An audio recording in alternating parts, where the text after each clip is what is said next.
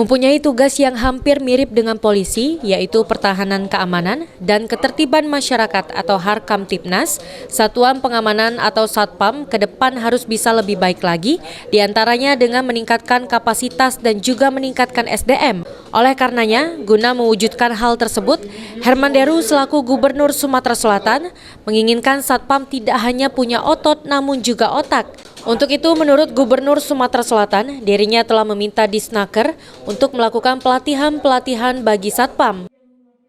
Pelatihannya untuk yang peningkatan kapasitas, jadi dia harus ada keterampilan. Disnaker tadi sudah saya perintahkan untuk termasuk pelatihan-pelatihan komputer dan lain. Atas keinginan Gubernur Sumatera Selatan tersebut, Rano Karno selaku Ketua APSI Sumatera Selatan akan berusaha mewujudkan Satpam jadi profesi yang mulia.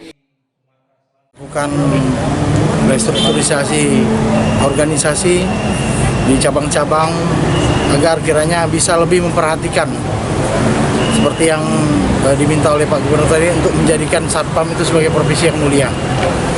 Tidak lain dan tidak bukan, APSI berdiri menjadi wadah tempat berlindung anggota Satuan Pengamanan. Hingga saat ini sejumlah Satpam di Sumatera Selatan yang telah melakukan diksar hampir 16.000 orang. Firman Hidayat, PAL TV.